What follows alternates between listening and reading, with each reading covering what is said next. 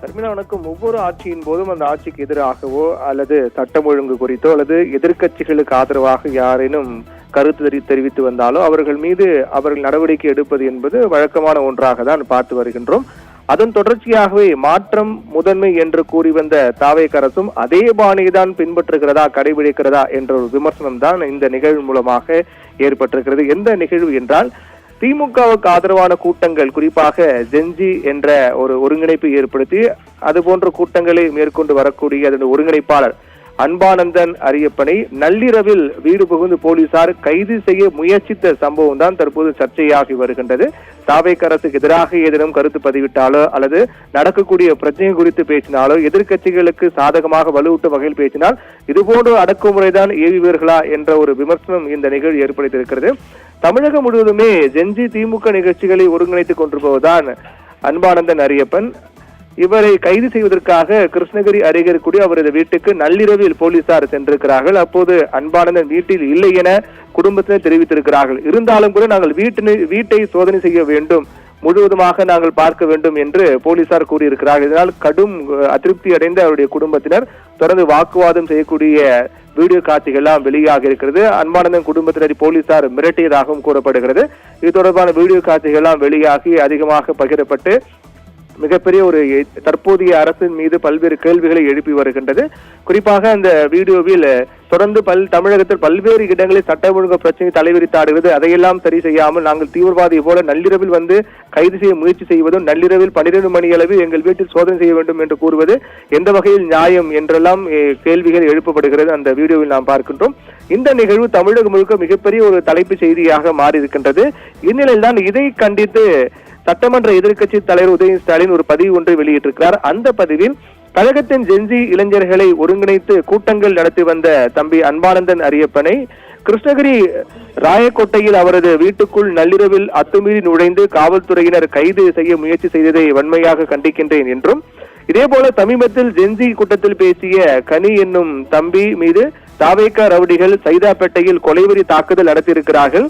தம்பி கனியை தாக்கியது குற்றவாளிகள் மீது இதுவரை எந்த வழக்கு பதிவும் செய்யாத காவல்துறை சிகிச்சைக்காக மருத்துவமனையில் அனுமதிக்கப்பட்டிருந்த தம்பி கனியை மிரட்டி டிஸ்சார்ஜ் செய்ய வைத்திருக்கிறது என்றும், கழக இளைஞர்கள் ஆளுங்கட்சியும் அரசையும் எதிர்த்து பேசினால் காவல்துறையை அனுப்புவது, அதுவே தாக்கியவர்கள் தாவேகாவினர் என்றால் வேடிக்கை பார்ப்பது இதுதான் மாற்றமா என்ற கேள்வியை உதயநிதி முன்வைத்திருக்கிறார். அதே தொடர்ந்து நிர்வாக திறனற்ற சோபா மாடல் அரசின் போலி பிம்பம் இளைஞர்கள் மத்தியில் சுக்குநூறாக நொறுங்கி வருவதை பொறுத்துக் கொள்ள முடியாமல் இந்த ஆட்சியாளர்கள் அடக்குமுறையை கையில் எடுத்திருக்கிறார்கள் என்றும், திமுக கழக இளைஞர்களை காவல்துறையை ஏவி அச்சுறுத்தலாம் என்று ஆளும் அரசு நினைத்தால் கழகம் அதனை வேடிக்கை பார்த்து கொண்டிருக்காது என்று எச்சரிக்கின்றேன் என்று உதயநிதி ஸ்டாலின் அந்த பதிவில் குறிப்பிட்டிருக்கிறார். இதற்கு முன்னதாக திமுக எம்பி கனிமொழியும் கூட பதிவு ஒன்றை வெளியிட்டிருந்தார் இந்த நிகழ்வு கண்டனம் தெரிவித்து. அதாவது திமுகவின் ஜென்ஜி குழு ஒருங்கிணைப்பாளரான திரு அன்பானந்தன் அரியப்பன் அவர்களை நள்ளிரவில் அராஜகமாக வீடு புகுந்து கைது செய்ய முயற்சித்திருக்கும் தாவேக அரசினுடைய காவல்துறையின் செயல் என்பது கண்டனத்துக்குரியது என்றும், தங்களை எதிர்த்து கேள்வி கேட்கும் இளைஞர்களை அடக்கி ஒடுக்கலாம் என்று நினைக்கும் தாவேக அரசுக்கு விரைவில் தமிழ்நாட்டு இளைஞர்களை உரிய பதிலடி கொடுப்பார்கள் என்றும் கனிமொழி அந்த பதிவில் தெரிவித்திருந்தார். இந்த நிகழ்வு அடுத்தடுத்து இந்த நிகழ்வுக்கு கண்டனங்கள் வலுத்து வருகின்றது, எதிர்ப்பு வலுத்து வருவதை நாம் பார்க்கின்றோம். ஷர்மிளா.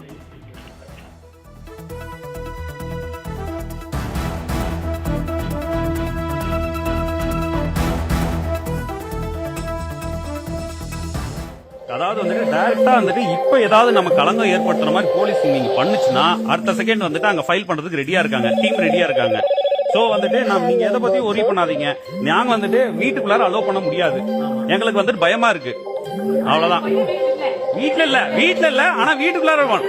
வீட்டுல இல்ல ஒரு 50 வருஷமா வந்துட்டு எங்க அப்பா வந்துட்டு இங்க பொது வாழ்வில் இருக்காரு.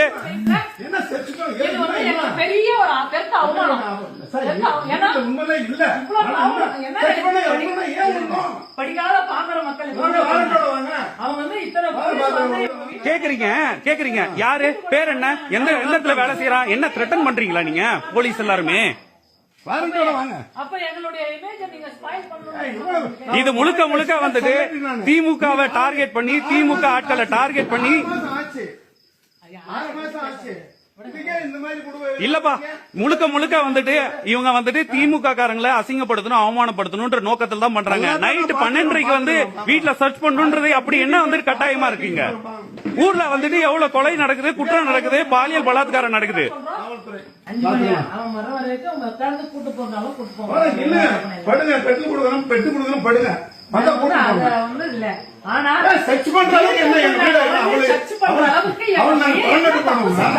சர்ச் பண்றது சர்ச்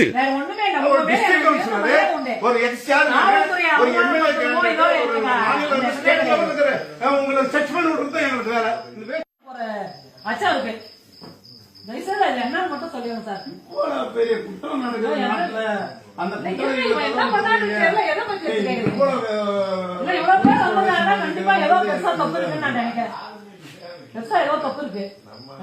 சார் அவர் வந்துட்டு அம்மா அப்பா அப்பா அப்பா அப்பா அப்பா நம்ம என்ஆர் இளங்கோ சார் டைரக்ஷன் வந்துருச்சு.